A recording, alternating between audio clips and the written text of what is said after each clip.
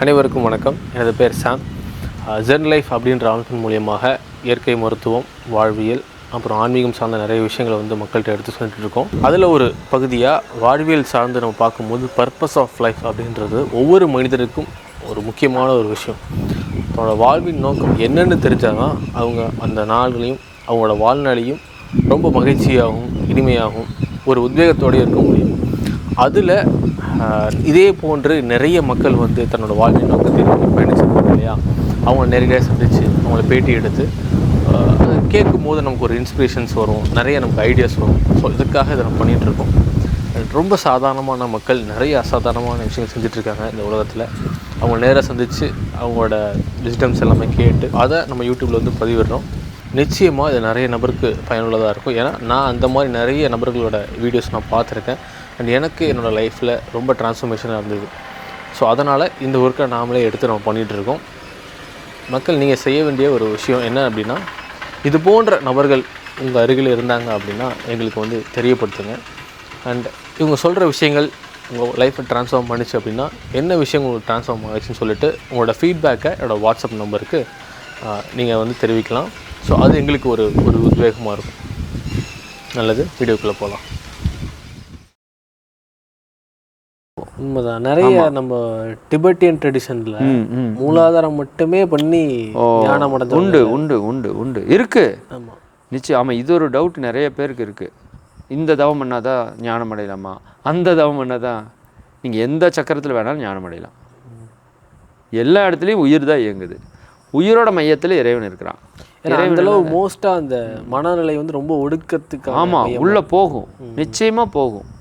மூலாதாரத்திலே இறை உணர்வை பெற முடியும். சித்தர்களே பெற்றிருக்குன்னு சொல்கிறாங்க. மூலாதாரம் இறையுணர்வு வரைக்கும் அச்சீவ் பண்ண முடியும்னா அதுக்கப்புறம் என்ன வேணும்? எல்லா விஷயத்தையும் மூலாதாரம் கொடுக்கும்.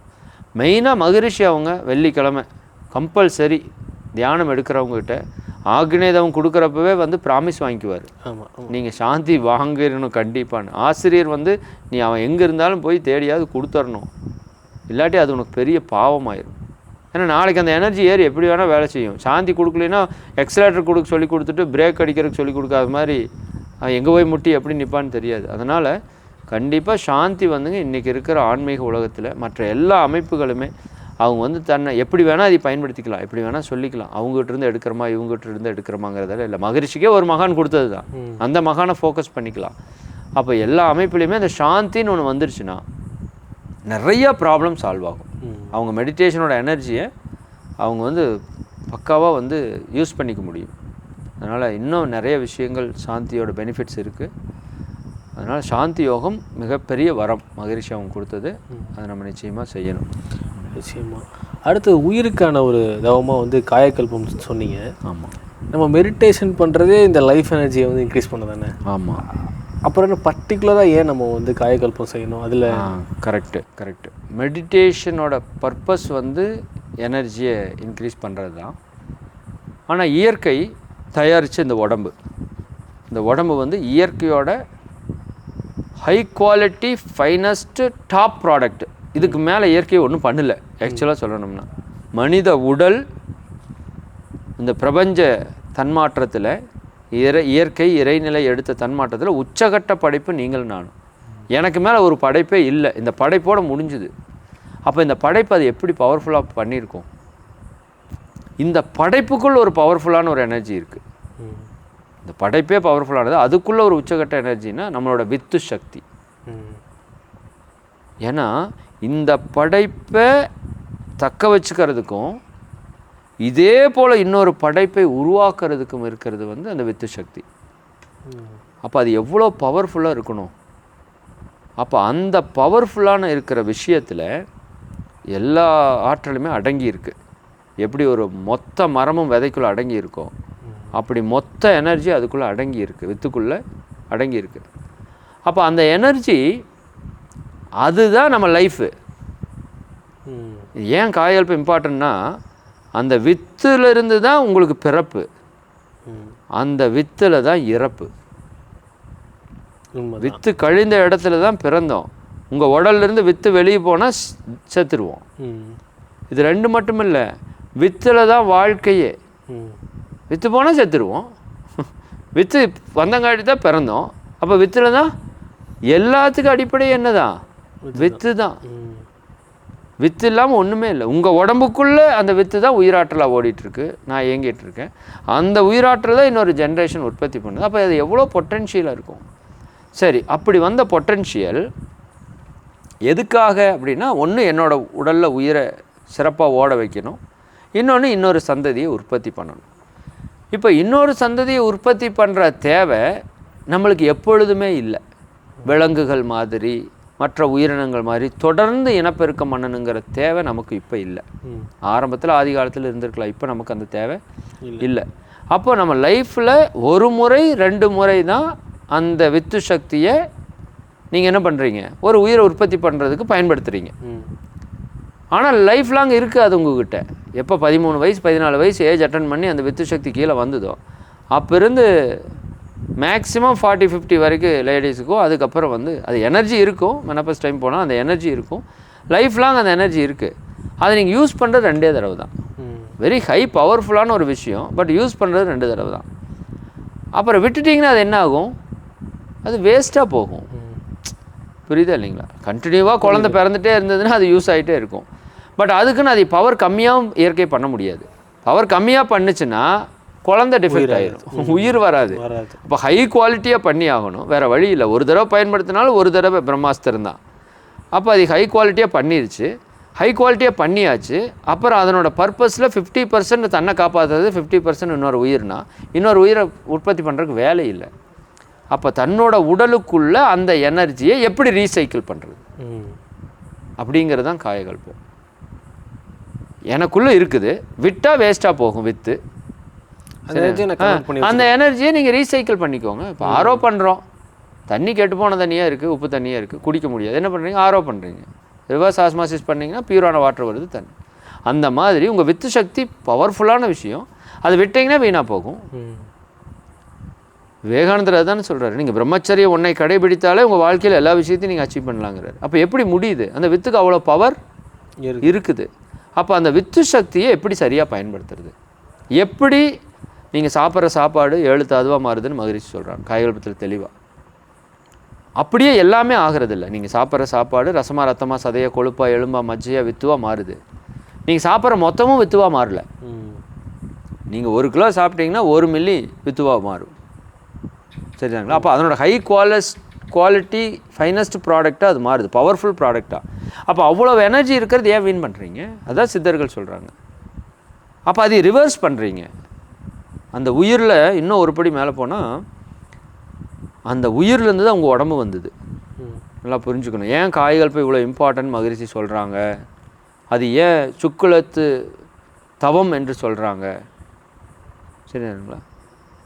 சுக்குலத்து தவப்பயிற்சி கூட்டி அது வந்து ஒரு பெரிய விஷயமாக சொல்லியிருக்காங்க. அதை நம்ம பேசணும்னா அது ஒரு பெரிய டாப்பிக்காக பேசணும். கிட்டத்தட்ட 88 வரிகள் காயகல்பத்தை பற்றி பேசியிருக்காங்க.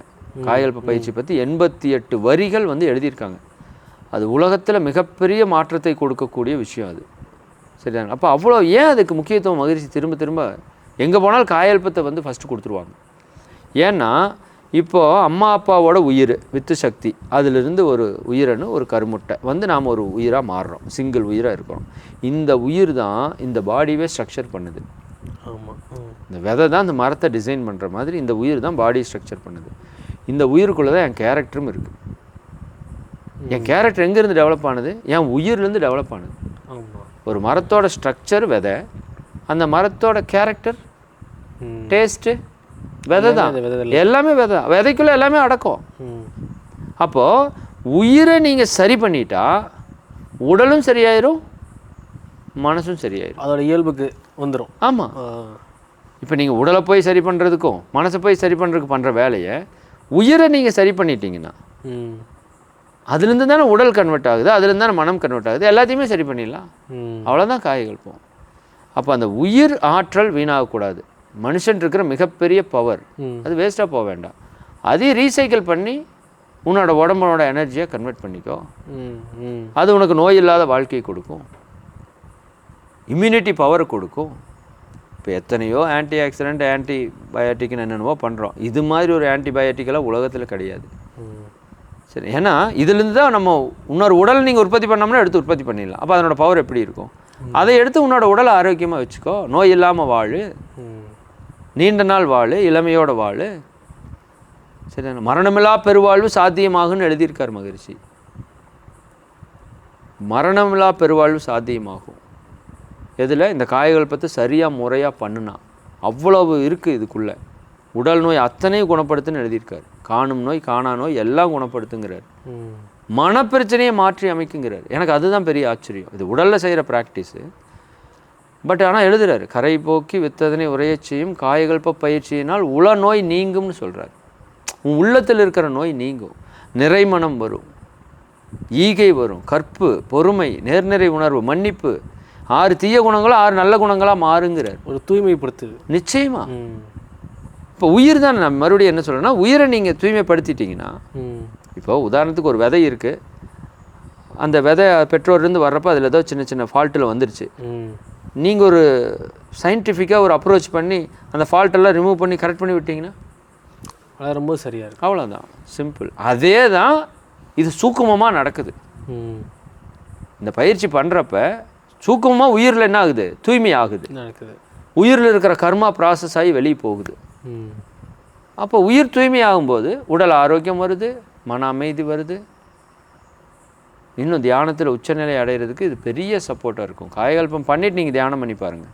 பொதுவாக தியானம் காயகல்பம் எடுத்துருக்கிறவங்க நிறைய பேர் தியானம் வரலைம்பாங்க. நான் சொல்கிற ஸ்மால் ரெக்வெஸ்ட்டு, காயகல்ப பயிற்சி பண்ணிவிட்டு கையோடு உட்காந்து தியானம் பண்ணுங்கள், எப்படி வராமல் போகுன்னு பாருங்கள். ஏன்னா அது எனர்ஜி எல்லாத்தையும் தூக்கி கொண்டு எங்கே அடிச்சிரும்? மூளையில் அடித்து மனசை வேலை செய்ய வச்சு உடலை வேலை செய்ய வச்சிடும். எல்லா பிரச்சனைக்குமான தீர்வு காயகல்பத்தில் இருக்குங்க. அது இன்னும் போய் மக்கள்கிட்ட ரீச் பண்ணுற இடத்துல கொஞ்சம் நம்ம ஸ்ட்ரகிளாக இருக்குது. ரீச் ஆயிடுச்சுன்னா அது வேறு லெவல் இருக்கும். ஒரு ஆசிரியர் வந்து சொல்லியிருந்தார், உங்கள் யூடியூப் சேனல் நான் பார்த்தேன், நித்யானந்த தவம் வந்து காயகல்பத்தோட ஒரு ஹையர் வெர்ஷன் அப்படின்ற மாதிரி சொல்லியிருந்தாங்க. கரெக்டு. அது எப்படிங்க? அது உண்மைதான். நீங்கள் காயகல்பம் என்ன பண்ணுறீங்க?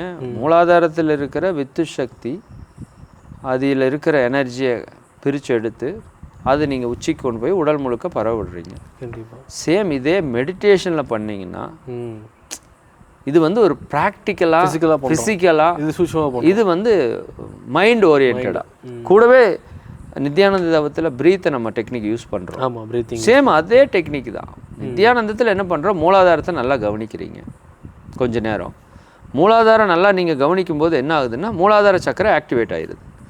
மூலாதார சக்கரை ஆக்டிவேட் ஆயிடுச்சுன்னா பிரபஞ்ச சக்தி ஈர்க்கறக்க ஆரம்பிச்சிருது. பிரபஞ்ச சக்தி உள்ளே வரக்க ஆரம்பிச்சிருது. இந்த உள்ளே வந்த சக்தி எங்கே போகும்? நம்மளோட தண்டுவடத்தில் ஏறி 6 சக்கராவுக்கும் பிச்சுக்கிட்டு மேலே போகுது. அங்கே மேலே போகிற எனர்ஜி நீங்கள் என்ன பண்ணுறீங்க? அப்படியே இறக்கி உடல் முழுக்க பரவ விட்டுறீங்க. அப்போ என்ன ஆகுது? அது ரொம்ப சிம்பிளாக சொல்லணும்னா, வாட்டர் ஃபவுண்டைன் இருக்குது இல்லைங்களா? வாட்டர் ஃபவுண்டைனில் ஒரு இது இருக்குது, ஒரு மோட்டர் வச்சுருக்காங்க. அது என்ன பண்ணுது? அந்த வால்வு அங்கே இருக்கிற தண்ணியை சக் பண்ணி மேலே எடுக்குது, அப்படியே ஃப்ளோவாக விழுகுது. சரிங்களா? இது அப்படியே நமக்கு ஃபிக்ஸ் பண்ணி பாருங்கள். அந்த வாட்டர் ஃபவுண்டனோட மையப்பகுதி நம்மளோட மூலாதாரம், சுற்றி இருக்கிற தண்ணி பிரபஞ்ச சக்தி, உங்கள் மூலாதாரம் பிரபஞ்ச சக்தி இழுக்குது, அது மேலே ஏறுது, அப்படியே ஃபுல்லாக போகுது.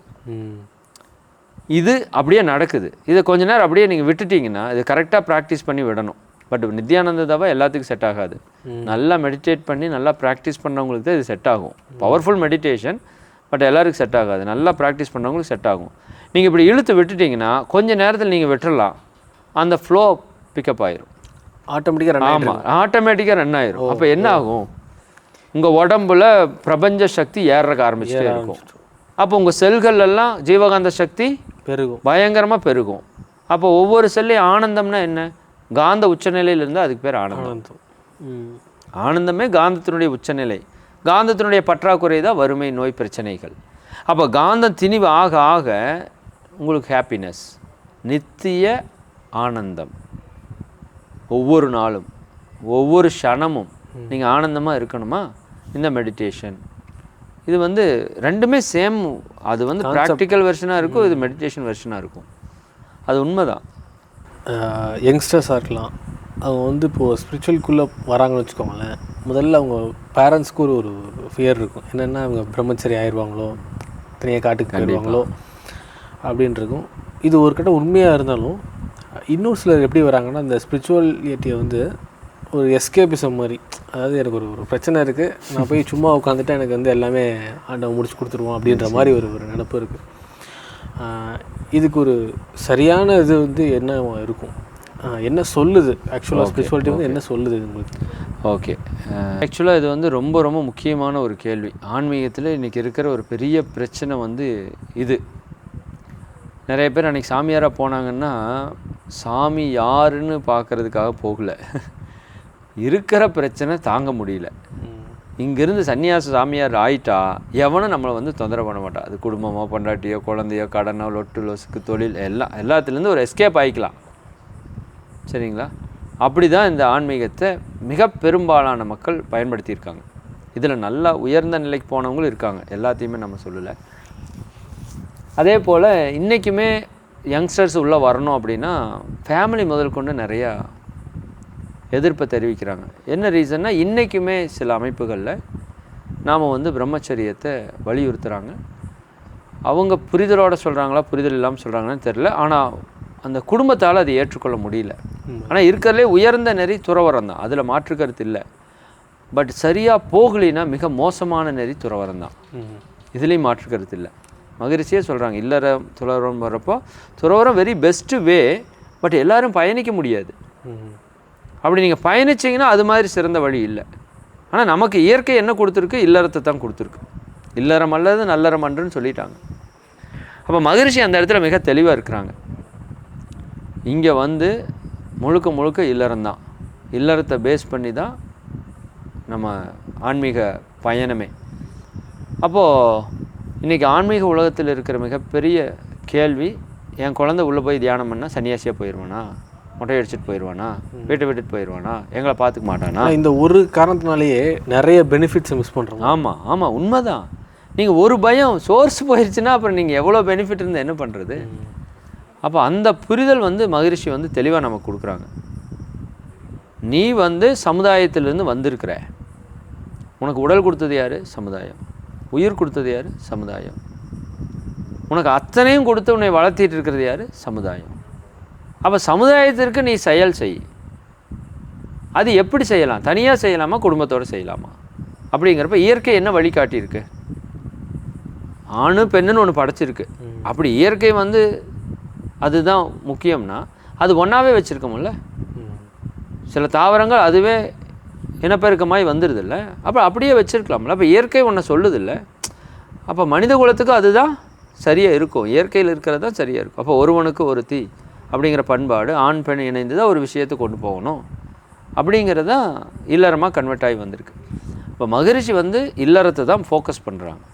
நீ குடும்பத்தில் இருந்துட்டு இந்த பயிற்சிகளை செஞ்சுட்டு உன்னோட கடமையை சரியாக செஞ்சு, 4 நம்ம முன்னோர்கள் கொடுத்த வாழ்க்கை நெறி தான் பிரம்மச்சரியம், இல்லறம், வானப்பிரஸ்தம், சந்நியாசம்.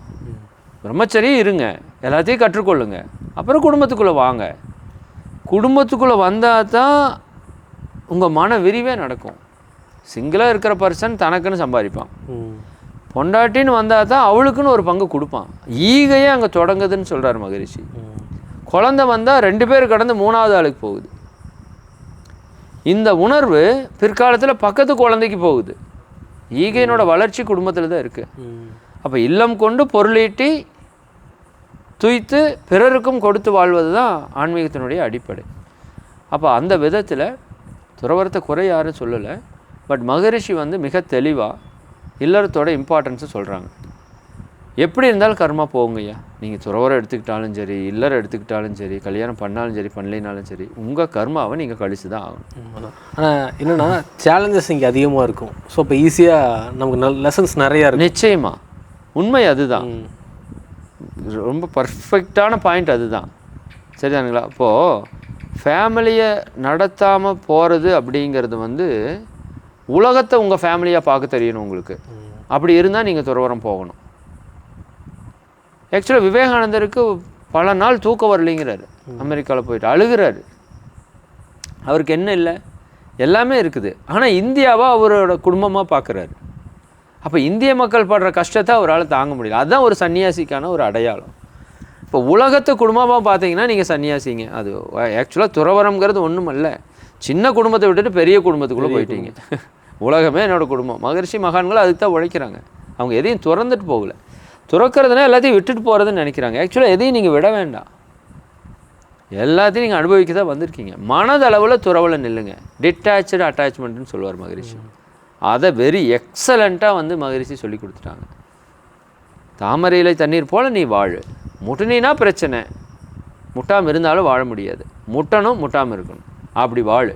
அதுதான் துறவு. உறவிலே கண்ட உண்மை நிலை தெளிவு தான் துறவு. ஒரு இட்லியை பயன்படுத்துகிறீங்கன்னா இட்லியோட உறவு கொள்கிறீங்க. 4 இட்லியோட உறவு கொண்டுட்டீங்கல்ல, 5வது இட்லி சாப்பிட்டீங்கன்னா என்ன ஆகும்? துன்பம் வந்துடும். இப்போ நீங்கள் அதை தள்ளி வச்சிங்கன்னா அதுதான் துறவு. இப்போ இட்லி நீங்கள் விடலை, தேவைக்கு பயன்படுத்திட்டீங்க, தேவைக்கு மேலே விட்டுட்டீங்க. அப்போ இந்த உறவில் இருக்கிற உண்மை நிலை இருக்குது பாருங்கள், தெளிவாக இருக்கீங்களா? நீங்கள் இதுக்கு மேலே வந்தால் எனக்கு துன்பம் வந்துடும், நிறுத்துறீங்களா? அதாங்க துறவு. அதான் மகரிஷி சொல்கிறார். எண்ணத்தில் துறவு இருக்கணும், எதுலேயும் போய் அட்டாச் ஆகாமல் அதுதான் துறவு நிலைங்கிறார். அப்போ அந்த துறவு எல்லாருமே இருக்கணும். பட் எல்லாத்தையும் விட்டுட்டு போகணுமா? கிடையாது. சொல்கிறார், முதல் நீ உன்னை பாரு, உன்னோட உடம்பை பாரு, உன்னோட மனசை பாரு, அப்புறம் உன்னோட குடும்பத்தை பாரு, அப்புறம் சமுதாயத்தை பாரு, ஊரை பாரு, உலகத்தை பாரு. நீ உன் உடம்புக்கு எடுத்துகிட்டு எதுக்கு சமுதாயத்துக்கு வர்ற? உன் குடும்பத்தை பார்க்காம நீ எதுக்கு சமுதாயத்துக்கு வர்ற? மகரிஷி அந்த இடத்துல ரொம்ப ஸ்ட்ராங்காக இருக்கார். தான் குடும்பம் சுற்றம் ஊர் உலகோர் காற்றும் கடமை முறையே கெடாமலும் பார் ஒன்றினால் மற்ற. ஒன்றில் ஒன்று கெடாமல் உன்னோட டியூட்டி கரெக்டாக செய். அப்போது இல்லறம் வந்து நம்ம கர்மாவை கழிக்கிறதுக்கான இடம். ஆக்சுவலாக அப்படி தான் சொல்லுது. நம்ம திருமணம் பண்ணுறப்பவே என்ன சொல்கிறோம்? எத்தனையோ ஜென்மமாக பாவத்தை எடுத்துகிட்டு வந்திருக்கோம், 2 பேரும் சேர்ந்து கழிச்சிக்கலாம், அப்படி சொல்லித்தான் கல்யாணமே நடக்குது. அது நமக்கு புரியல. அப்போ பாரு, கர்மாவை கழிக்கிறதுக்கு தான் வாழ்க்கை, அதில் சீக்கிரம் கழிக்கிறதுக்கு தான் வாழ்க்கை துணை. இந்த வாழ்க்கையில் கர்மாவை கழிக்கிறதுக்கு இறைவனாக வந்த துணை தான் வாழ்க்கை துணை. அப்போ அந்த வாழ்க்கை துணை எப்படி இருப்பாங்க? உங்கள் கர்மா எப்படி இருக்கோ அப்படி இருப்பாங்க. இந்த புரிதல் வந்துருச்சுன்னா யாரும் விட்டு போக மாட்டாங்க. நீங்கள் இங்கே விட்டு போய் பாருங்கள், இன்னொரு இடத்துல அடி விழுகும். பட் வீட்டுக்காரம்மா அடிக்காமல் இருந்திருக்கலாம், வீட்டுக்காரர் அடிக்காமல் இருந்திருக்கலாம், எவனோ ஒருத்தர் அடிப்பான். கர்மா தானே, கழிகிறது தானே. அப்போ இல்லறம் வந்து வெரி பெஸ்ட்டு ஆப்ஷன் நமக்கு கையில் கிடச்சிருக்கு. பட் கஷ்ட நஷ்டம் இருக்க தான் செய்யும். உங்கள் கர்மா பொறுத்த வரைக்கும் இருக்கும். இல்லறத்தில் இருந்துட்டு ரொம்ப கஷ்டப்பட்டவங்கன்னு சொல்ல முடியாது, துறவத்தில் போய் ஜாலியாக இருந்தாங்கன்னு சொல்ல முடியாது. எங்கே போனாலும் கர்மா இருக்குதுன்னு தெரிஞ்சிருச்சுன்னா இல்லறம் வந்து பெஸ்ட்டு வேணும்னு தெரிஞ்சு. ஏன்னா ஏன் ஒரு பெரிய விஷயம்னா, அந்த பாலுணர்வை கட்டுப்படுத்துறதுங்கிறது சாதாரணமான விஷயம் அல்ல. சொல்லலாம் வாயில் எல்லாருமே, சரிங்களா? அப்போ அந்த ஒரு இடத்துல போய் நம்ம சிக்கலை மாட்டிடக்கூடாது. அங்கே தான் மாட்டிக்கிறோம் நம்ம நிறையா, சரிதாங்க? அப்படி மாட்ட வேண்டிய அவசியம் இல்லை. நீ கேஷுவலாக இல்லறத்தில் பயணித்து போகலாம். இப்போ மகரிஷி வந்து மிக தெளிவாக துறவரத்தை அவர் வந்து ஃபோக்கஸ் பண்ணலை. இல்லற ஞானி தான் அவர். இல்லறத்துக்கான வழியை, குடும்ப அமைதினா என்ன, அதனோட இம்பார்ட்டன்ஸ் என்ன, எப்படி உன் கர்மா கழியுது, அதையும் தெளிவுபடுத்தி அதுக்கப்புறம் நீ எப்படி துறவு நிலைக்கு போகணும், எப்படி மக்களுக்கு சர்வீஸ் பண்ணணும், சன்னியாசம்னா என்னங்கிறதெல்லாம் தெளிவுபடுத்தி கொடுத்துட்டாரு. அதனால் இங்கே வந்து அந்த பயம் இல்லை. எனக்கு மேரேஜ் ஆகி 2 குழந்தைங்க இருக்காங்க, சரிங்களா? அப்போ எல்லாத்துக்குமே இங்கே வந்து இங்கே போனால் சன்னியாசி ஆயிடுவாங்களா, மொட்டை அடிச்சிடுவாங்களா, சொத்தெல்லாம் வாங்கிக்குவாங்களா, அப்படிங்கிறதெல்லாம் பயம் தேவையே கிடையாது. ஒன்று, அது ரொம்ப முக்கியம். சொன்ன மாதிரி நிறைய ஸ்பிரிச்சுவல் ப்ராக்டிசஸில் இங்கே இருந்த இந்தியாவிலேயோ இல்லை தமிழ்நாட்டிலே இருந்த வழக்கம் என்னென்னா, பாலுணர்வே ஒரு பாவம் அப்படின்ற ஒரு கட்டமைக்கப்பட்டிருக்கு. நம்ம ஓஷோ மாதிரி ஆட்கள்லாம் வந்து அதை மறுத்து அது பேசப்பட்டு அதில் அவர் புத்திரையும் குத்தப்பட்டார். ஆக்சுவலாக அதுதான் ரொம்ப இம்பார்ட்டண்டான விஷயம். ஏன்னா எல்லா ஞானிகளுக்கும் அது தெரிஞ்சிருக்கு. நிச்சயமாக இது ரொம்ப இதோட முக்கியத்துவம் தெரிஞ்சிருக்கு. ஆக்சுவலாக என்னன்னா, இந்த உலகத்தில் 2 விஷயம் வந்து மறைக்கப்பட்டிருக்கு. இருட்டடிக்கப்பட்ட துறைன்னு மகிழ்ச்சி சொல்லுவாங்க. இது ரொம்ப பெரிய விஷயம், நம்ம பார்த்து தான் பேசுறது. ஒன்று ஆன்மீகம், இன்னொன்று பாலுணர்வு. இந்த 2லையும் தெளிவு வந்துருச்சுன்னா எந்த மக்களையும் உங்களால் அடிமைப்படுத்தவே முடியாது. எந்த மக்களையும் உங்களால் அடிமைப்படுத்த முடியாது. ஒன்று ஆன்மீகம், இறைவன் பற்றிய கோட்பாடு, இன்னொன்று பாலுணர்வு. இந்த 2டையுமே என்ன பண்ணிட்டாங்கன்னா மறைச்சிட்டாங்க. அதில் இருக்கிற உண்மையே வெளியே வரல. பாலுணர்வை பற்றி சித்தர்கள் நிறைய பெருமையாக தான் பேசியிருக்காங்க. வித்து சக்தியோட இம்பார்ட்டன்ஸ் எல்லாம் சித்தர்கள் பேசியிருக்காங்க. இப்போ மகரிஷி என்ன சொல்கிறாருன்னா, இந்த பாலுணர் வந்து இப்போ சொசைட்டி வந்து கொச்சையாக பார்க்குறக்கு ஆரம்பிச்சிருச்சு. இப்போ ஒருத்தட்டு போய் நீங்கள் செக்ஸ் அப்படின்னு சொல்லி பாருங்களேன், அது நம்மளையே ஏதோ ஒரு தவறான நபராக வந்து பார்க்குற அளவுக்கு இந்த சமுதாயம் வந்து போச்சு. பாலுணர்வுங்கிறது தப்பானது கிடையாது. மகரிஷி சொல்லுவாங்க, தகப்பனுடைய ஒரு கழிவை தாயார் ஏற்று, அப்பாவோட வித்து சக்தியை அம்மா வாங்கி, தன் கழிவை அதனோடு சேர்த்து அம்மாவோட உடம்புக்குள்ளே இருக்கிற வித்து சக்தியை கருமுட்டை அது கூட சேர்த்து மிக புனிதமெனும் இந்த உடலை ஈந்தாள், மீண்டும் அவள் உடல் கழிவாய் பாலை உண்டோம் அப்படின்னு பேசுவார். அப்போது அந்த வித்திலிருந்து தான் பிறப்பே வந்தது. பாலுணர் அது இன்னும் அடுத்த வரியில் சொல்வார், சுகப்பிணைப்பின் அடையாளமான இந்த சுக்கில சுரோனிதம் மூலமாக உடலாய் வந்த அந்த வந்த முகப்பினையே, நாம் எந்த முகப்பிலிருந்து வந்தோமோ அந்த உயிர் பிறப்புறுப்பிலிருந்து அந்த முகப்பினையே முன் நினைவால் நாடுவதே மோகமாகுங்கிறார். நீ உருவானதே அதில் தான். அது எப்படி நீங்கள் கொச்சைன்னு சொல்லுவீங்க? அது இல்லாட்டி நீங்களே இல்லை. நீங்கள் அப்போ கொச்சைன்னு சொன்னால் என்ன, புனிதம்னு சொன்னால் அதுதான் நீங்களே. சரிதானுங்களா? அப்போது அந்த வித்து அப்படி பாலுணர்வுலேருந்து தான் தோற்றமே நிகழுது. அப்போ அது தவறுன்னு சொன்னால் அது எந்த விதத்தில்? அப்போ அது என்ன இல்லை, புரிதல் இல்லை. அதில் தப்பு நடக்கிறதுக்கு நிறைய வாய்ப்பு இருக்குது. இன்றைக்கி சொசைட்டி வந்து சிக்கிட்டு இருக்கிற இடம் எங்கே? ஒன்று ஆன்மீகத்தில் ஜாதி மதம் இனம் மொழியாக பிரிஞ்சு துன்பப்பட்டுருக்குது.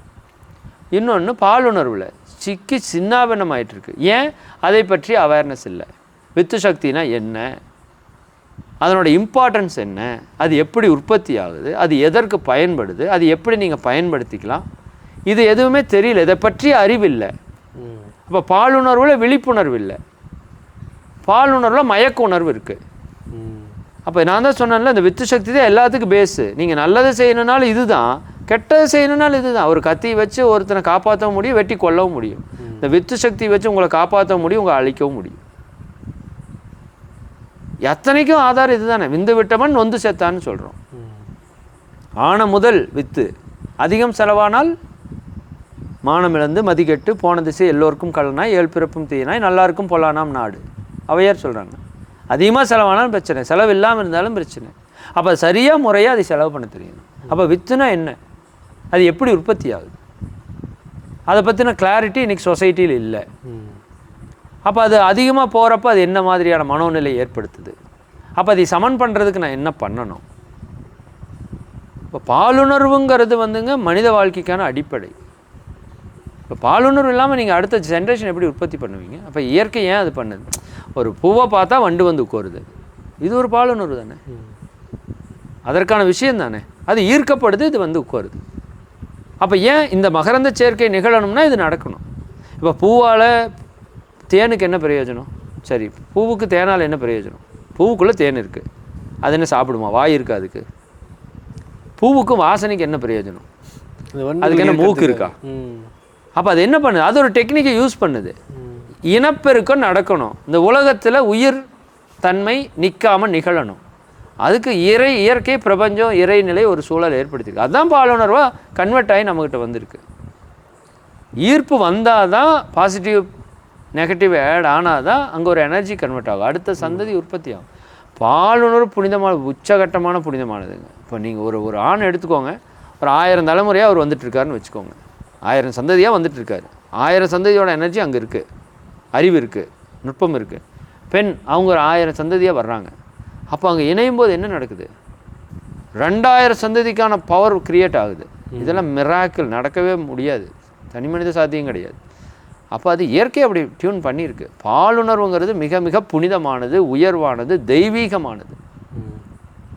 இன்னும் என்ன சொல்கிறாங்கன்னா, இறையுணர்வு பற்றி சொல்கிறப்ப இந்த பாலுணர்வு தான் மனித உணர்வுலேயே உச்சகட்ட இன்பம்.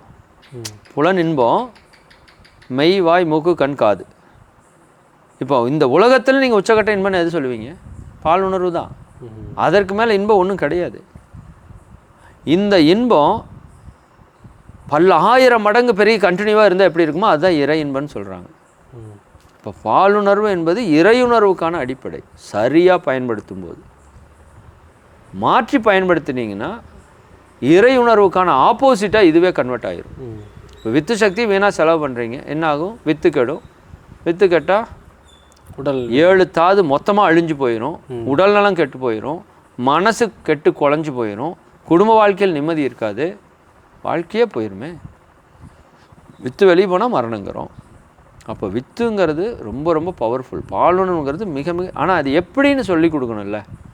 இப்போ ஆணுக்கும் பெண்ணுக்கும் 13 வயசு ஆகி வித்து சக்தி கீழே வந்ததுன்னா ஈர்ப்பு வரும். ஈர்ப்பு வரணுமா கூடாதா? வரணும், அது இயற்கை.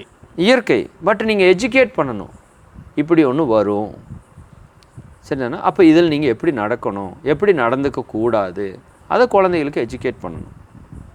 அப்போ அது அவங்க அதையே வந்து சரி பண்ணிக்குவாங்க. கூடவே காயகல்ப பயிற்சியும் தெளிவாக கொடுத்துட்டா நீங்கள் அதை பற்றி கவலையே பட வேண்டாம். இப்போ எனர்ஜி, அவனுக்கு வித்து சக்தி எனர்ஜி ஸ்டோர் ஆகும். எப்படி? யூரின் அதிகமாக இருக்கிறதுனால தான் அவன் செலவு பண்ணும். ஆமாம், அதை ட்ரான்ஸ்ஃபர் பண்ணிட்டா வேலை முடிஞ்சுது. அது மகரிஷி சொல்கிறாங்க பாருங்க, துறவரம் இருக்கிறவங்களுக்கு வரப்பிரசாதம் காயகல்பம். உண்மைதான், உண்மைதான். பிரம்மச்சரி இருக்கிறாங்க இல்லைங்களா, அவங்களுக்கு வித்து சக்தி தான் உற்பத்தி ஆகும். யூரின் வந்தால் கழிச்சுக்கிறீங்க, மோஷன் வந்தால் போய்க்கிறீங்க. வித்து வந்தால் என்ன பண்ணுவீங்க? அதை கழிச்சு தான் ஆகணும், இல்லாட்டி அது யூரின்லேயே ஏதாவது ஒன்றில் இயற்கையாக நைட்லேயே போய் தான் செய்யும் அது. அப்போ அது எப்படி நீங்கள் சமன்படுத்துவீங்க? அதை ரீசைக்கிள் எனர்ஜி பிடிச்சி எடுத்துரு, வேலை முடிஞ்சது. அது வந்து மிகப்பெரிய வரம் இன்றைக்கி இருக்கிற மாணவர்களுக்கு, இன்றைக்கி இருக்கிற மக்களுக்கு, குடும்பத்தில் இருக்கிறவங்களுக்கும் சரி, படிக்கிற மாணவர்களுக்கும் சரி, துறவரத்தில் இருக்கிறவங்க, வயசானவங்க, அத்தனை பேருக்குமான ஒரு வரம் வந்து மகிழ்ச்சி கொடுத்த பாலுணர்வில் விழிப்புணர்வோடு கொடுக்கக்கூடிய காயகல்ப பயிற்சி. காயகல்பம் முழுக்க முழுக்க செக்ஸுவல் எஜுகேஷன் தான். அதை ஒருத்தன் கற்றுக்கிட்டானா வித்துவோட இம்பார்ட்டன்ஸ் புரிஞ்சிடும் அவனுக்கு. மொத்தமும் வித்து தான் தெரிஞ்சிடும். வித்தை கை வச்சா செத்தான்னு தெரிஞ்சிடும். அப்போ அதை அளவோடு பயன்படுத்தணும். அதுக்கு நான் அதை பயன்படுத்த வேண்டான்னு சொல்லலை, அளவோட முறையோடு பயன்படுத்தினா அது அற்புதமாக உங்களுக்கு நன்மை செய்யும். அதனால் பாலுணர்வில் விழிப்புணர்வு வரணும். அது மகிழ்ச்சியோட இந்த பயிற்சியில் மிகப்பெரிய அளவில் உலகத்துக்கு போயிட்டுருக்கு. பாலுணர்வு புனிதமானது, அதுதான் மகிழ்ச்சியோட கான்செப்ட். அது சரியாக பயன்படுத்திக்கோங்க, வெளிப்போட பயன்படுத்துங்க. இப்போது ஸ்பிரிச்சுவல் ப்ராக்டிசஸ் பண்ணுறவங்களுக்கு சில பேர் வந்து இந்த புலால் சாப்பிட்லாமா வேணாமா அப்படின்ற ஒரு சந்தேகம் இருக்கும். அடிப்படையிலே வந்து இப்போ புலால் வந்து ஆன்மீகத்துக்கு வந்து தவறானது அப்படின்ற ஒரு சூழல் இருக்குது. அதனால் சரி கண்ட்ரோல் பண்ணிடுவாங்க. பட் ஆனால் சாப்பிட்ணுன்ற ஒரு அர்ஜு உள்ளே இருக்கும். கண்டிப்பாக இருக்கும். அப்போது ஆக்சுவலாக அப்படி இருக்கலாமா, இல்லை புலால் சுத்தமாக விட்டுறலாமா, இல்லை நம்ம சேர்த்துக்கலாமா? ஓகே, இதுக்கும் ஆன்மீகத்துக்கு ஏதாவது தொடர்பு இருக்குங்களா? இதெல்லாம் ஆன்மீகம் சார்ந்த மிகப்பெரிய ஒரு தொடர்பு கண்டிப்பாக இருக்குது. ஏன்னா நீங்கள் சாப்பிட்ற சாப்பாடு அதுதான் உடலாக மாறுது, உடலுக்குள்ளே தான் அந்த ஆன்மா இருக்குது. இப்போ கண்டிப்பாக தொடர்பு இருக்குது, தொடர்பு இல்லாமல் இல்லை. ஆனால் இன்றைக்கி ஆன்மீக உலகத்தில் இருக்கிற ஒரு மிகப்பெரிய கேள்வியில் இதுவும் ஒன்று. ஆன்மீகத்துக்கும் நான்வெஜ்ஜுக்கும் செட் ஆகுமா ஆகாதா அப்படிங்கிற கேள்வி நிறைய இருக்குது. இதில் நிறைய பேர் போராடிட்டும் இருக்கிறாங்க, இந்த பக்கமாக அந்த பக்கமாக, ஆற்றுல ஒரு கால் சேத்துல ஒரு கால் இருக்குது. இப்போ மகரிஷி என்ன சொல்கிறாங்க அப்படின்னா, வள்ளலார் கூட மகரிஷி சில இடத்துல கொஞ்சம் மாறி நிற்பாங்க.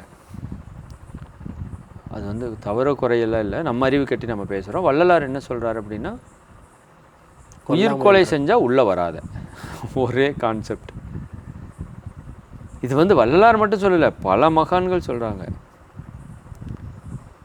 தன்னூன் பெருக்க பெரிதூன் உண்பான் எங்கனம் காணும் அருள். இறைவனை எப்படி உனக்கு வந்து நல்லது செய்வான்? கொல்லானை புறால் மறுத்தானை கைகூப்பி எல்லா உயிரும் தொழுன்னு எழுதி வச்சாச்சு. திருக்குறளுக்கு மேலே ஒரு மறை நூல் உலகத்தில் கிடையாது. அப்போ மகரிஷி இந்த இடத்துல கொஞ்சம் வேறுபடுறாரு. மகரிஷிக்கு அந்த கருத்து உடன்பாடு இருக்குது. என்ன கருத்து? ஆன்மீகத்தில் உயர்ந்த நிலையை நீங்கள் அடையணும்னா உணவுக்கு உயிர் கொல்லா நோன்பு நீங்கள் இருக்கணும்னு சொல்கிறாரு. பட் எடுத்தோன்னே சொல்கிறதில்ல. மகரிஷிட்ட இந்த ஒரு பெரிய பெரிய சேஞ்ச் எங்கே நடக்குது அப்படின்னா, நீங்கள் புதுசாக ஒருத்தர் ஆன்மீகத்துக்கு வர்றாரு. மகரிஷி என்ன பண்ணியிருப்பாங்கன்னா, அந்த ஆன்மீக உலகத்தையே கொஞ்சம் ஸ்டெப்பை மாற்றி வச்சுருப்பார். முதல்ல இப்போ யோகம்னாவே எப்படி இருக்கும்னா, யமம் நியமம் ஆசனம் பிராணாயாமம் பிரத்யாகார தாரண தியானம் சமாதின்னு 8 படி இருக்கும். யமம் நியமம் தான் முதல்ல இருக்கும். நீங்கள் உள்ளே வரணும்னா நீங்கள் போய் பேசக்கூடாது, நீங்கள் திருடக்கூடாது, நீங்கள் துன்புறுத்தக்கூடாது. முன்னாடி ஒரு 10-12 வருஷத்துக்கு அப்புறம் தான் அந்த யோகத்தை கொடுப்பாங்க. ஆமாம், இது எல்லாம் நீங்கள் ப்ராக்டிஸ் பண்ணணும். அதுக்கப்புறம் நீங்கள் உண்மையே பேசணும், பிறருக்கு நன்மையே செய்யணும். இப்படி சில விதிகள் இருக்குது. நியமனா என்ன, டூஸ் அண்ட் டோன்ட்ஸ். உங்கள் லைஃப்பில் சிலது நீங்கள் செய்யணும், சிலது செய்யக்கூடாது. அப்படி இருந்தால் தான் உங்களுக்கு ஆசனம். ஏன்னா ஆசனம் செஞ்சீங்கன்னா உங்கள் உடலில் பவர் வந்துடும். அது அவங்கள தப்பாக சொல்லலை, அவங்க கரெக்டாக தான் கொண்டு வந்துருக்காங்க. ஆமாம். அதுக்கப்புறம் பிராணாயாமம் வெரி பவர். அப்புறம் பிரத்யாகார தாரண தியானம் சமாதினா உச்சகட்ட பவர் வந்துடும். சரிங்களா? ஆனால் மகரிஷி இந்த ஃபார்மேட்டை கொஞ்சம் மாற்றுறார். இங்கே வந்த உடனே நியம சொல்கிறதில்ல, டைரெக்டாக ஆசனாவை சிம்பிளிஃபைடு எக்ஸசைஸாக மகரிஷி ப்ராக்டிஸ் கொடுத்துருக்காங்க. வந்த உடனே at the first day asana, அதாவது exercise, physical exercise, simplified exercise, எளிமையான பயிற்சி, வந்தனே பயிற்சி. அது கூடயே பிராணாயாமம் இன்சர்ட் பண்ணிட்டார். அந்த பயிற்சி கூடயே பிராணாயாமம் இன்சர்ட் பண்ணிட்டார். அதுக்கப்புறம் பிரத்யாகார தாரணா தியானம் 3ஐயும் ஒன்று பண்ணி ஒரு மெடிடேஷன் கொடுத்துட்டாரு. சமாதி மட்டும்தான் நம்ம அச்சீவ் பண்ண வேண்டியது, மெடிடேஷன் கொடுத்துட்டாரு. இதை கொடுத்ததுக்கு அப்புறம் நியமாசை கையில் எடுக்கிறார். ஏன்னா மகரிஷி சொல்கிற கான்செப்ட் என்னென்னா, நான் புரிஞ்ச அளவுக்கு சொல்கிறேன். அதாவது பிரச்சனையில் இருக்கிறவனுக்கு தான் பயிற்சி தேவை. இப்போ இங்கே வந்து தம் அடிக்கிறவங்க இங்கே வரக்கூடாதுன்னு சொன்னால் என்ன நியாயம்? தம் அடிக்காதவன் இங்கே வர வேண்டிய பெரிய அவசியம் இல்லை அவனுக்கு. தம் அடிக்கிறவன் தான் கஷ்டப்படுறான், அவன் விடணும். அது மாதிரி புலால் சாப்பிட்றவங்க இங்கே வர்றாங்க. சரிங்களா? இப்போ அதை வந்து அவங்க கடந்து வரணும் அப்படின்னா, நீங்கள் புலால் சாப்பிடாம தான் இங்கே வரணும்னு சொன்னால் அவங்க வரமாட்டாங்க. உண்மைதான். அப்போ சரிங்களா, அவங்களுக்கு அது வந்து பெரியாரிட்டி அது இல்லை. நமக்கு நோக்கம் ஆன்மாவில் உயரணும். இப்போ சில பல தவறுகள் செஞ்சுட்டு இருக்கான். இப்போ மகரிஷி வந்து என்ன பண்ணுவாங்கன்னா, நம்மளையே அது நடக்கிற மாதிரி பண்ணிடுவாங்க. எந்த இடத்தையும் வற்புறுத்தவே மாட்டாங்க. எல்லா இடத்துலையும் வற்புறுத்தலே இருக்காது. வருவாங்க, உடலுக்கு நல்ல பயிற்சி கொடுத்துட்டீங்கல்ல, உயிருக்கு நல்ல தியானம் கொடுத்துட்டீங்கல்ல, இந்த மனதிற்கு உயிர் மனம் 2 ஈக்குவலாக வேலை செய்கிற மாதிரி தியானம் கொடுத்தாச்சு. உயிராற்றலுக்கு காயல் 3 பயிற்சி கொடுத்தாரு. நல்லா செய்யுங்கன்றுவார். உள்ளே நீ வர்றப்ப நீ தண்ணி அடி, தம் அடி, நீ பஞ்சமகா பாதகம் வேணாலும் செய், கொலை கற்பழிப்பு எல்லாத்தையும் செஞ்சவனா இருந்தாலும் பரவாயில்ல, வா. தெரிஞ்சோ தெரியாமல் தப்பு பண்ணிட்டேன், உனி அது பேசி பிரயோஜனம் இல்லை. சரி, ஆனால் யாராக இருந்தாலும் உனக்கு இறைவனுக்கு அடையிறதுக்கு தகுதி இருக்குது. பஞ்சமகா பாதகம் செய்தவரேனும் வாங்க, உங்களுக்கு அமைதிக்கு ஒரு இடம் இருக்குங்கிறார். அப்போ வா, புலால் சாப்பிட்றே வா, பயிற்சி பண்ணு. இங்கே வந்து இப்போ என்னை பொறுத்த வரைக்கும் நான் முதல்ல புலால் சாப்பிட்டு இருந்தவன் தான். பட் இங்கே பயிற்சி வந்து செஞ்சதுக்கப்புறம் ஆசிரியர்கள் சிலது சொன்னாங்க, பட் எங்கேயுமே வற்புறுத்தி இருக்க மாட்டாங்க. கட்டாய விட்டாதா அப்படியெல்லாம் இருக்காது. நீங்கள் ஆசிரியர் ஆகிறப்ப சொல்லுவாங்க, இன்னொரு உயிருக்கு தொட்டு அந்த உயிராற்றலை கடத்தி தீட்சை நீங்கள் கொடுக்கணும்னா புலால் விடணும்னு மகிழ்ச்சி சொல்லுவாங்க. அந்த இடத்துல மாற்று கருத்து இல்லை. பட் சாதாரணமாக நீங்கள் பிரம்மஞான பயிற்சி எடுக்கிறது வரைக்கும், உச்சகட்ட ஞானம் அடையிறது, அதை பற்றி தெரிஞ்சுக்கிறது வரைக்கும் நீங்கள் புலால் விடணும்னு கண்டிப்பாக கட்டாயப்படுத்தி இருக்க மாட்டாங்க. ஏன்னா நீங்கள் இந்த ப்ராக்டிஸ் செஞ்சீங்கன்னா உங்களுக்கு தேவையில்லாதது தானாக போகும். உண்மைதான். நீங்கள் தம் அடிக்கிறது விடணும்னு ஒன்றும் நீங்கள் முயற்சி பண்ண வேண்டாம், ப்ராக்டிஸ் மட்டும் பண்ணுங்கள். ட்ரிங்க்ஸ் பண்ணுறது விடணும்னு நீங்கள் நினைக்கக்கூட வேண்டாம், ப்ராக்டிஸ் மட்டும் விடாமல் பண்ணுங்கள். அது எடுத்துரும். நல்லது உள்ளே வர வர கெட்டது போய் தானே ஆகணும். அது மாதிரி இப்போ உண்மையான ப்ராக்டிஸ் பண்ணுறவங்க யாருமே புலாலை விட்டதால் கஷ்டப்பட மாட்டாங்க. புலாலை விட்டதால் ஒருத்தர் கஷ்டப்படுறாருன்னா அவர் உண்மையாக ப்ராக்டிஸ் பண்ணல. எனக்கு லைஃப்பில் நல்லா எனக்கு ஞாபகம் இருக்குது, நான் அதை ப்ராக்டிஸ் பண்ணிகிட்டு இருக்கேன். அந்த உடம்பை ஏற்றுக்க மாட்டேங்குது. ஏன்னா நீங்கள் உயிர் உணர்வில் ஒரு மெடிடேட் பண்ணுறீங்க, உயிரை கொண்டு சாப்பிட்டீங்கன்னா எடுக்குமா உடம்பு? உங்களுக்கு எப்படி பிடிக்காத ஒரு உணவு இருக்கும், எல்லாருக்கும் ஆளுக்கு ஒரு கத்திரிக்காய் பிடிக்காது, பாவக்காய் பிடிக்காது, அந்த உயிருக்கு பிடிக்காத உணவு. அப்படி அந்த உயிரில் செட் ஆகாது. அது உயிரை கொண்டு உயிரை இருக்குமா? அதுக்கு ஒரு அறிவு இருக்குல்ல, அது அப்படி எடுக்காது. நீங்கள் சரி மகிழ்ச்சிட்டு போய் எல்லோரும் கேட்பாங்க, சாமி நான்வெஜ்ஜை விட முடியல, பயிற்சியும் விட முடியல, என்ன பண்ணட்டும்? பயிற்சி பண்ணட்டுமா, நான்வெஜ் எடுக்கட்டுமா?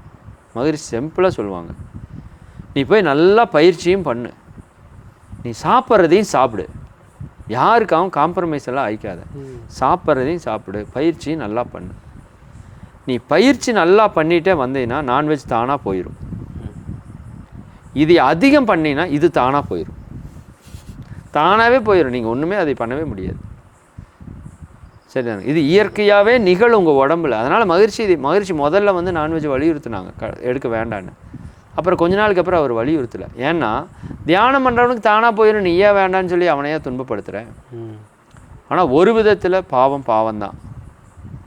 ஆனால் அது நீங்கள் உணர்ந்து அதை பாவமாக கருதி நீங்களாக விடணும். உங்களை கட்டாயப்படுத்தி மகிழ்ச்சி எங்கேயுமே விட சொல்லலை. ஆனால் உணவுக்கு உயிர் கொல்லா நோன்பு வேணுங்கிறது மகிழ்ச்சி தெளிவாக சொல்கிறாங்க.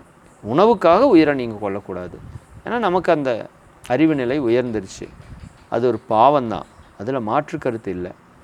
பட் உள்ளே வர்றப்ப நீங்கள் அதை விட்டுருக்க வேண்டிய அவசியம் இல்லை. உள்ளே வாங்க, நல்லா ப்ராக்டிஸ் பண்ணுங்கள். அது உங்களை விட்டு இயல்பாக போகிறப்போ போய்கிட்டும். அதனால் உங்களுக்கு வருத்தம் இல்லாத அளவுக்கு அது போயிடுச்சுன்னா ஓகே.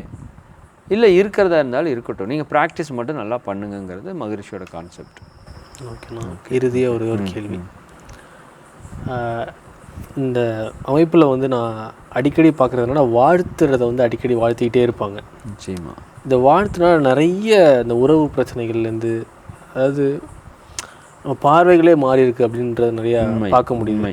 இந்த வாழ்த்தை பற்றி அதோட பயன்பாடுகள் பற்றி கொஞ்சம் சொல்லுவோம். ஆக்சுவலாக மகிழ்ச்சியோட அமைப்பே வந்து என்ன பேர்னு கேட்டால் எல்லாருக்கும் தெரியாது. வாழ்க வளமுடன் மட்டும்தான் தெரியும். அப்போ அது எவ்வளோ ஒரு பெரிய விஷயமா போய் சேர்ந்துருக்குதுங்கிறது ரொம்ப பெரிய விஷயம். தெரியாதவங்க கூட ஆமாம் எழுதியிருப்பாங்க. எல்லா வண்டியிலையும் பின்னாடி இருக்கும். நிறைய பேர் சொல்லுவாங்க, பயிற்சி கூட எடுத்துருக்க மாட்டாங்க, பட் சொல்லுவாங்க வாழ்க வளமுடன். நிறையா டிவி ப்ரோக்ராம்ஸில் என் பண்ணுறப்ப சொல்லுவாங்க. ஒரு நல்ல வார்த்தை. அப்போ இது என்ன, இதில் ஒரு மிகப்பெரிய விஷயம் இதுக்குள்ளே இருக்குது. இது நல்ல வார்த்தையால் மட்டும் இது செலக்ட் ஆகுது. இதோட எத்தனையோ நல்ல வார்த்தை இருக்குது. பட் இதுக்குள்ளே மிகப்பெரிய ஒரு சயின்ஸ் வந்து அடங்கியிருக்கு. அதாவது வாழ்த்து அப்படிங்கிறத பற்றி நம்ம பார்க்கணுன்னா இதுவும் ஒரு பெரிய சப்ஜெக்ட் தான். நம்ம மனம், நம்முடைய எண்ணங்கள். இப்போ வாழ்த்துங்கிறது என்ன? நான் என்னோடய வாயிலேருந்து நீ நல்லா இருங்கன்னு சொல்கிறேன், இது ஒரு வாழ்த்து. இல்லை நான் என் மனசில் நீங்கள் நல்லா இருக்கணும்னு நினச்சாலும் அது வாழ்த்து. அப்போ பிறர் நல்லா இருக்கணும்னு நீங்கள் நினைக்கிறதோ சொல்கிறதோ வாழ்த்து. சரிங்களா? சரி, எது அதை நினைக்குது? உங்களுடைய மனம், உங்களுடைய எண்ணம். உங்கள் எண்ணம்ங்கிறது என்ன?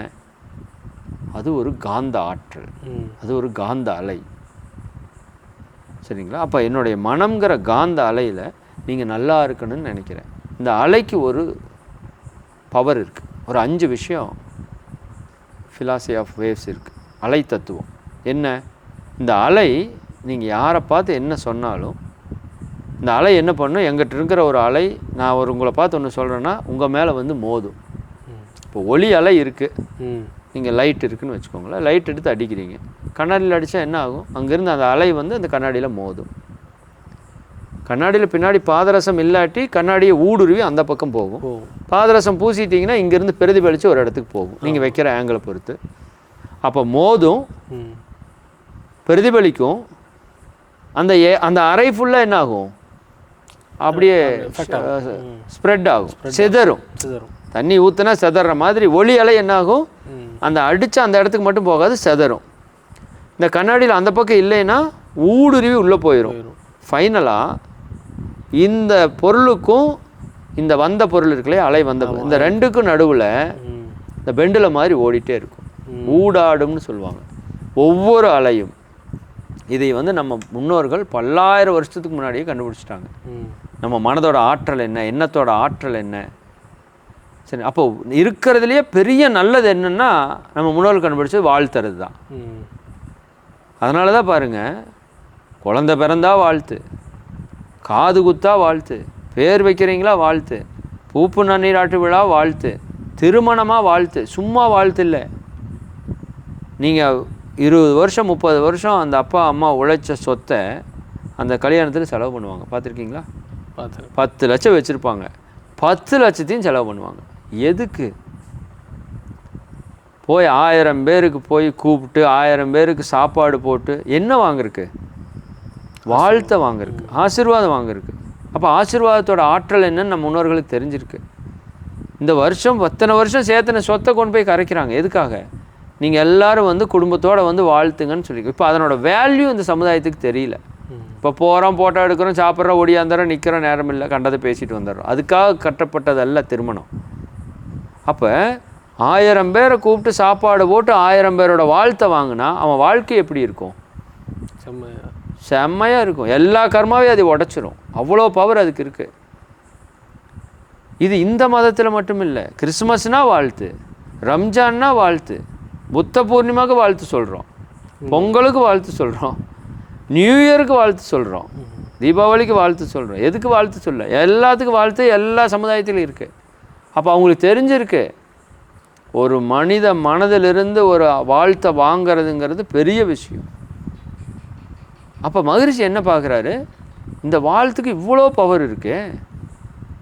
உங்கள் மனதனுடைய எண்ணங்களோட ஆற்றல் திணிவு பெற்றது தான். உங்கள் எண்ணத்தினுடைய ஆற்றல் என்னவோ அதுதான் வாழ்த்தினுடைய ஆற்றல்.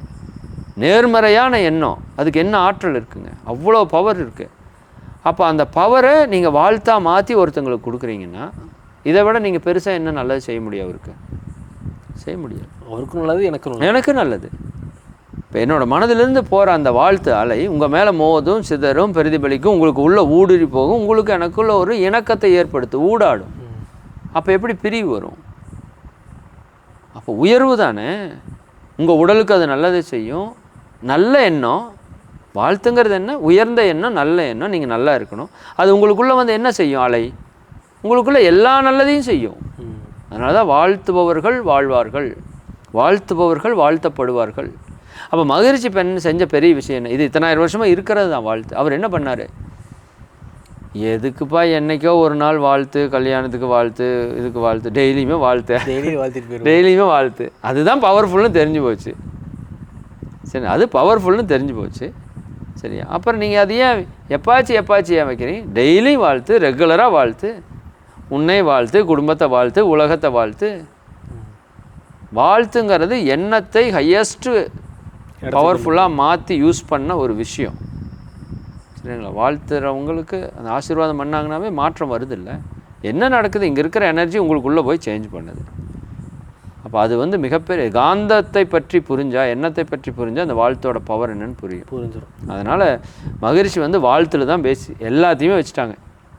உடல் அமைதி, உடல் நல்லா இருக்கணுமா, உங்கள் உடலை வாழ்த்துனா அது நல்லாயிருக்கும். உங்கள் உறுப்புகளை நினச்சி வாழ்த்தி பாருங்கள், அது சரியாயிடும். உங்கள் உறவுகள் நல்லா இருக்கணுமா, வாழ்த்துனா சரியாயிடும். எதிரிகளை நீங்கள் இல்லாமல் பண்ணணுமா, வாழ்த்துங்க, மாறிடும். நிறைய ஆயிரக்கணக்கான உதாரணம் நான் சொல்லுவேன். உண்மைதான். ஏன்னா அவங்ககிட்ட ஒரு எதிர்மறையான அலை இருக்குது, மனநிலை. உங்ககிட்ட நேர்மறையான மனநிலை இருக்குது. அப்போ நேர்மறையான மனநிலையில் அவரை வாழ்த்திட்டே இருக்கிறீங்க. இது எத்தனை நாள் எதிர்மறை அலை தாக்கு பிடிக்கும்? கொஞ்ச நாள் அது மெல்ட் ஆகி எதிர்மறை அலை கலைஞ்சு அது நேர்மறை அலையாக வந்து 2 பேர் சேர்ந்துருவாங்க. ஒரு செடியை வாழ்த்துனீங்கன்னா பயங்கரமான எஃபெக்ட் கிடைச்சிடும். இது வந்து ஒரு நல்ல ஒரு விதையை போடுற மாதிரி தான். பெரிய விஷயங்க, சாதாரண விஷயம் இல்லை. வாழ்த்தோட மேன்மை இன்னுமே நம்ம உணரலை. வாழ்த்துனால சாதிக்க முடியாத காரியமே இல்லைன்னு மகரிஷி சொல்கிறாரு. எல்லாத்துக்குமே அடிப்படை காந்த சக்திங்கய்யா. பிரபஞ்சம் முழுக்க நிறைஞ்சிருக்கிறது வான்காந்தம், உங்களுக்குள்ளே இருக்கிறது ஜீவகாந்தம். அந்த ஜீவகாந்தம் தான் உங்கள் எண்ணமாக இருக்குது. அந்த ஜீவகாந்தத்தை தான் நீங்கள் வாழ்த்தா பயன்படுத்துகிறீங்க. அது பிரபஞ்சத்தில் எங்கே வேணால் பரவும், என்ன வேணால் செய்யும். அவ்வளவு ஆற்றல் அந்த வாழ்த்துக்கு இருக்குது. அதனால தான் தனி மனிதனை வாழ்த்துறாங்க, உறவுகளை வாழ்த்துறாங்க, உலகத்தையே வாழ்த்துறாங்க. நம்ம தாரக மந்திரமே என்ன? வாழ்க வையகம், வாழ்க வையகம், வாழ்க வளமுடன். அப்போ வையகத்தை நினச்சி வாழ்த்துறீங்க. வையகத்தில் இருக்கிற எல்லா உயிர்களுக்கும் உங்கள் வாழ்த்து போகுது. அப்போ உங்கள் வாழ்க்கை எப்படி இருக்கும்? அற்புதமாக இருக்கும். எல்லா உயிரும் உங்களுக்கு இணக்கமாயிரும். எங்கே போனாலும் உங்களுக்கு சக்ஸஸ் தான். அப்போ அந்த அளவுக்கு அந்த வாழ்த்துக்கு வந்து பவர் இருக்குது.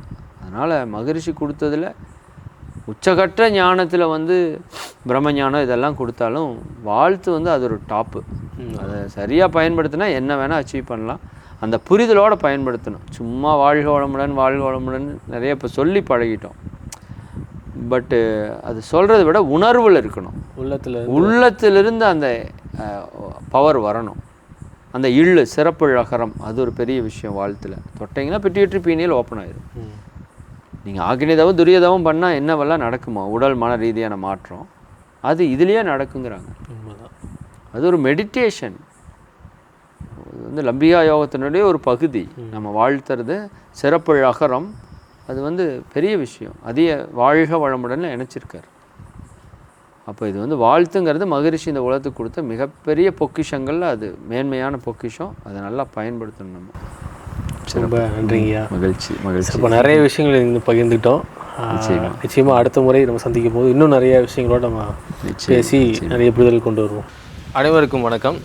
நம்ம யூடியூப் சேனலில் வந்து நிறைய வீடியோ பதிவுகள் இருக்குது.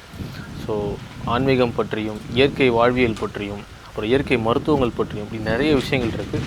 அது ஒவ்வொன்றத்தையும் நம்ம தனித்தனியாக பிரித்து ப்ளேலிஸ்ட் வரையும் நம்ம கொடுத்துருக்கோம். ஸோ போய் பாருங்கள். உங்களுக்கு என்ன டாபிக் தேவையோ அந்த டாப்பிக்கில் போய் நீங்கள் ஃபைண்ட் அவுட் பண்ணிக்கலாம். ஸோ அதே மாதிரி இயற்கை மருத்துவம், வாழ்வியல், ஆன்மீகம் இதை மூணு தான் முக்கியமாக எடுத்து நம்ம வேலை செஞ்சுட்ருக்கோம். இதில் எங்களுக்கு ஏற்பட்ட அனுபவங்கள், ஸோ அதை படிக்கும் போதும் இதை வாழ்க்கையில் அப்ளை பண்ணும் போது எங்களுக்கு ஏற்பட்ட அனுபவங்களை வந்து இதை வீடியோவாக பதிவு செஞ்சு நம்ம போட்டுட்ருக்கோம். இந்த துறைகளில் உங்களுக்கு ஏதாவது சந்தேகம் இருக்குனாலோ அல்லது சிகிச்சை இல்லை வகுப்பு சம்மந்தமாக ஏதாவது விவரம் தெரியுன்னா கூட இந்த வாட்ஸ்அப் நம்பருக்கு உங்களோட விவரங்களை தெரிவிங்க. அதுக்கேற்ற விடையை வந்து உங்களுக்கு தெரிவிச்சிருவோம். அதே மாதிரி நீங்கள் செய்ய வேண்டிய உங்களுக்கு 2 விஷயம். ஸோ எங்களுக்கு ஒன்று, இந்த விஷயத்தில் நீங்கள் அப்ளை பண்ணீங்க அப்படின்னா உங்கள் லைஃப்பில் உங்களுக்கு ஒரு அனுபவம் ஏற்பட்டிருக்கும் இல்லையா, அந்த அனுபவத்தை எங்களுக்கு வந்து உங்களோட ஃபீட்பேக்காக எங்களுக்கு வாட்ஸ்அப்பில் கொடுங்க. ஒரு ஃபீட்பேக்காக ஷேர் பண்ணுங்கள். அண்ட் இந்த கருத்துக்கள், இந்த இன்ஃபர்மேஷன் தேவைப்படுற மக்களுக்கு இதை ஷேர் பண்ணும். ஒவ்வொரு தனி மனிதனும் மாறும்போது தான் இந்த உலகம் மாறும். அப்போ தான் இந்த உலகத்தில் ஹெவன் ஆன் எர்த் அப்படின்ற ஒரு விஷயத்தை நம்ம வந்து பார்க்க முடியும். அப்படின்ற ஒரு மிஷனில் தான் வந்து தொடர்ச்சியாக அந்த ஒர்க்லாம் நம்ம பண்ணிகிட்ருக்கோம். அண்ட் உங்களுக்கு இந்த விஷயம் பிடிச்சது அப்படின்னா நீங்கள் சப்போர்ட் பண்ணுங்கள். வாழ்க வளமுடன். வாழ்க வையகம், வாழ்க வையகம், வாழ்க வளமுடன்.